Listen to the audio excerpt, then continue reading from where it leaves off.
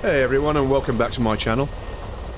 And today I'm going to show you how to create AI aircraft emergencies and have the airframes either divert to a FARP or an airfield, or emergency land, or indeed eject directly from the aircraft. I do this utilising one trigger per airframe. No scripting is involved, no additional waypoints are involved, no swapping or switching of waypoints is involved. This is a very simple process, and I'm going to show you how I did it. So let's move on to the mission editor now. And here we are in the trusty mission editor, and I'm going to now run through step by step exactly how I set these elements up. As you can see, there are 3 aircraft with a group of 4 aircraft in that one, a single A-10 there, and a Mosquito there, which I've called Mosquito Ditch, A-10 Eject, F-16 Divert Airfield.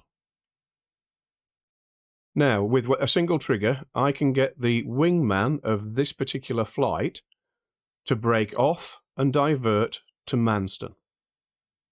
The rest of the group will continue on their flight path.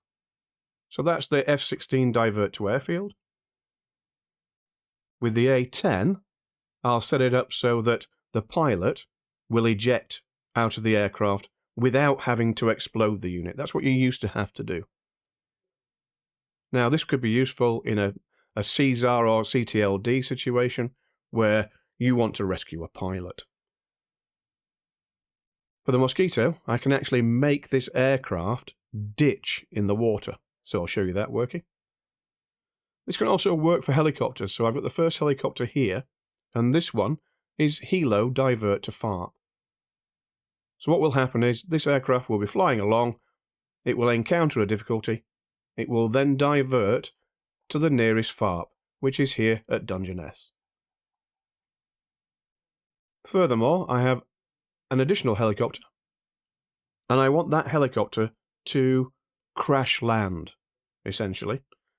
Now, you can have the helicopter crash land, and at one particular point, later after it's crash landed and its crew have ejected, it will blow up.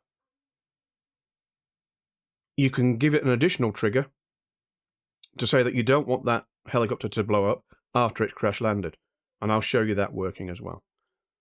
And please bear in mind that there is a single trigger for all of these aircraft to perform the actions that I've just mentioned. So let's run through those now. Okay, let's start by opening the set rules for trigger. As you can see here, color-coded, I set up one trigger per aircraft group to initiate the actions that I wanted to take place. The only difference being that this Helo crash land actually has a second trigger, which is utilised to ensure that the airframe at a later stage doesn't explode.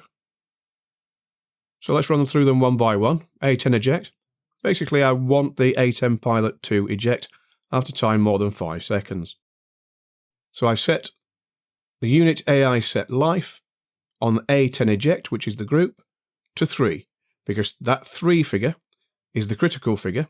I know 3 will make the pilot eject from an A-10. Now, it's going to vary from airframe to airframe, dependent on how resilient the airframe is to damage. So that's the A-10 eject. Particularly useful if you are using a CTLD script or a CSAR script where you want to actually rescue a downed AI pilot.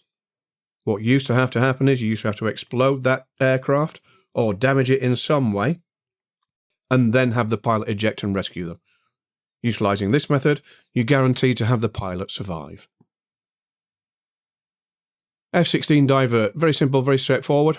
I want, as part of that 4-ship, the wingman to divert to Manston. So again, unit AI set life, F-16 Divert Airfield 1, which is the wingman in that particular group. I set his life to 12. Continuing the theme with the aircraft, I have a Mosquito mid-channel, and I want that Mosquito to ditch. So again, unit AI set life, Mozzie ditch, I've set that life to 3, because that's the level I know where that aircraft will ditch in the water. You're going to have to test these elements to get what you want for that number.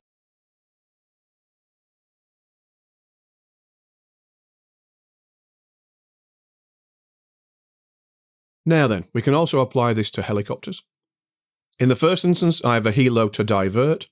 Again, unit AI set life, helo divert to FARP, and a figure of 6. So that's that helicopter there. After 5 seconds, its life will be reduced to 6, and it will divert to this FARP.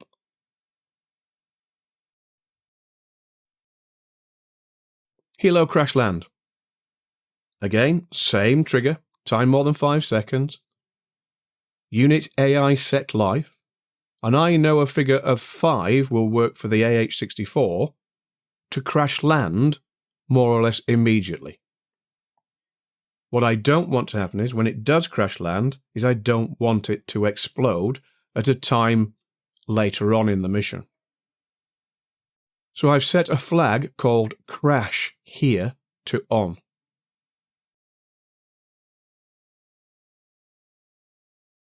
Now to stop it exploding, I've said that once it's inside, crash land survive, and time since the flag crash is 45 seconds, then I increase the unit AI set life to 7, and I've put a message in there just to remind me that that's what I've done. That will ensure that the aircraft will not blow up at some future stage within your mission. So as you can see, unit AI set life is a fantastic tool for achieving multiple results. But it also means it reduces having to input selectable different waypoints or switch waypoints. It also means that you don't end up killing the pilot accidentally if you're wanting to do a CSAR mission, all of those elements. So let's see how they all worked.